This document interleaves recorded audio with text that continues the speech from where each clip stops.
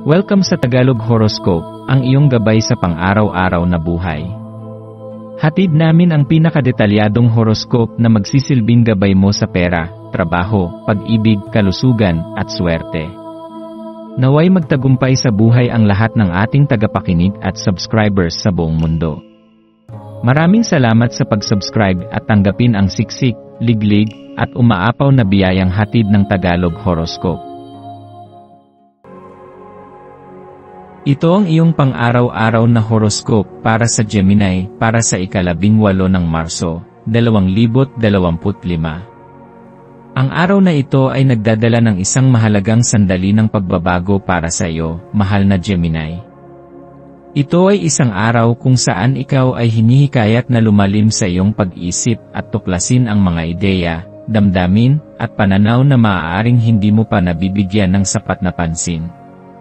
Bilang isang Gemini, likas sa iyo ang pagiging mapanlikha, palakaibigan, at mahilig sa masiglang pag-uusap. Sa araw na ito, higit pang madadama mo ang pagnanais na makipag-usap sa mga tao sa iyong paligid, at ito ay isang magandang pagkakataon upang makabuo ng mas malalim na koneksyon sa kanila. Ang iyong mga salita ay may kapangyarihang magbigay ng inspirasyon, magpasigla ng pag-asa, at magbigay ng kaliwanagan sa mga taong nangangailangan ng iyong gabay.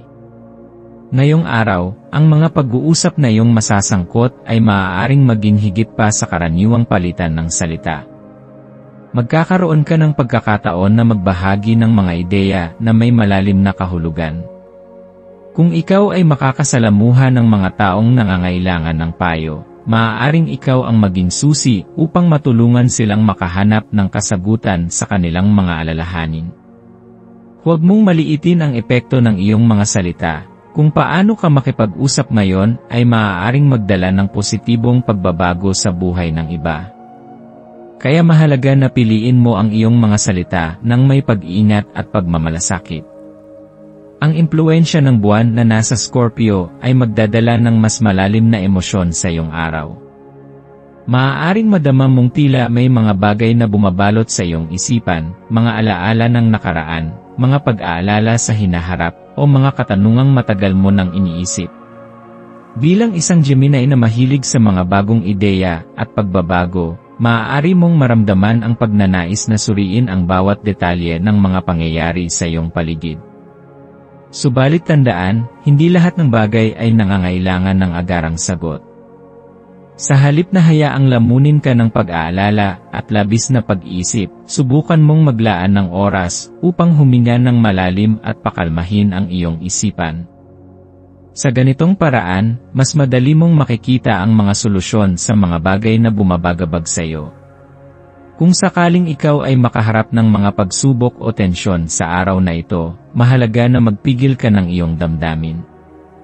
Dahil sa matinding enerhiya ng Scorpio, maaaring tuksuhin kang maglabas ng emosyon sa paraang padalos-dalos. Sa halip na sumagot ng pabigla-bigla, subukang huminto sandali at pag-isipan muna ang iyong mga sasabihin. Ang ganitong uri ng pag-iingat ay magbibigay sa iyo ng mas malinaw na pananaw at magpapahintulot na mailahad mo ang iyong damdamin ng may paggalang at pangunawa. Tandaan na mas magiging epektibo ang iyong komunikasyon kung ito ay may kasamang kababaang loob at pagpapakumbaba. Habang lumalalim ang gabi, dadalhin ka ng enerhiya ng araw na ito patungo sa mas malalim na pagninilay.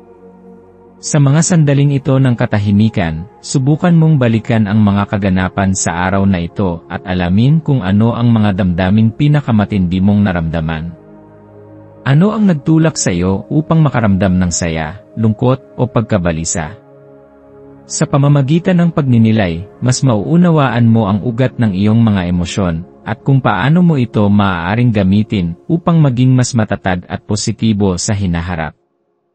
Ang gabi ay magdadala ng enerhiya na nagtutulak sa iyo upang harapin ang iyong sarili ng may katapatan. Huwag kang matakot sa mga kaisipang lilitaw, sa halip, tanggapin ang mga ito bilang bahagi ng iyong paglago. Ang kulay na maaaring magdala ng swerte at positibong enerhiya sa iyo ngayong araw ay dilaw at bughaw. Ang dilaw ay sumasagisag sa liwanag ng pag-isip, talino, at kasiyahan, mga katangiang tumutulong sa iyong likas na katalinuhan upang makabuo ng mahahalagang ideya at solusyon. Samantalang ang bughaw ay sumasalamin sa kapayapaan at emosyonal na balanse. Ito ay magiging mahalaga sa iyo upang manatiling mahinahon sa kabila ng mga hamon na maaaring dumating. Ang pagsusuot ng mga kulay na ito o pagkakaroon ng bagay na may ganitong kulay sa iyong paligid ay maaaring magbigay sa iyo ng dagdag na lakas ng loob at inspirasyon. Ang iyong mga maswerteng numero ngayong araw ay 7, 16 at 25. Ang 7 ay sumisimbolo ng espiritual na kaliwanagan at malalim na pag-unawa, isang paalala na sa pamamagitan ng introspeksyon ay matutuklasan mo ang mga kasagutan na iyong hinahanap.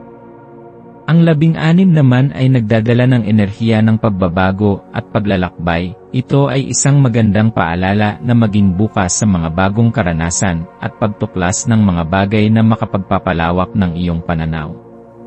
Samantalang ang 25 ay sumasalamin sa lakas ng loob at kumpiyansa, isang gabay upang ipaalala sa iyo na anuman ang hamon na iyong kinakaharap, ikaw ay may kakayahang lampasan ito. Ang maswerteng gawain para sa iyo ngayong araw ay ang paglalaan ng oras upang makipag-usap sa isang kaibigan, kapamilya, o kasamahan na matagal mo nang gustong makausap. Ang simpleng pakikipag-usap na ito ay maaaring magdala ng magagandang ideya, kasagutan sa mga katanungan, o simpleng pakiramdam ng kaginhawaan na kailangan mo ngayon. Minsan, ang pakikinig sa mga karanasan ng iba ay maaaring magbigay ng kaliwanagan sa mga bagay na bumabagabag sa iyong isipan. Sa pagtatapos ng araw na ito, tandaan na ikaw ay may kakayahang kontrolin ang direksyon ng iyong buhay. Ang mga pag-uusap, damdamin, at pagninilay na mararanasan mo ngayong araw ay bahagi ng proseso ng iyong paglago. Yakapin mo ang bawat aral na iyong matutunan, at gamitin ito bilang gabay upang maging mas matatag, mas matalino, at mas tiwala sa iyong sarili.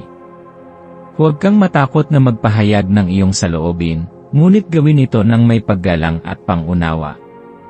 Sa bawat hakbang na iyong ginagawa, ikaw ay papalapit sa mas maliwanag at mas matagumpay na kinabukasan.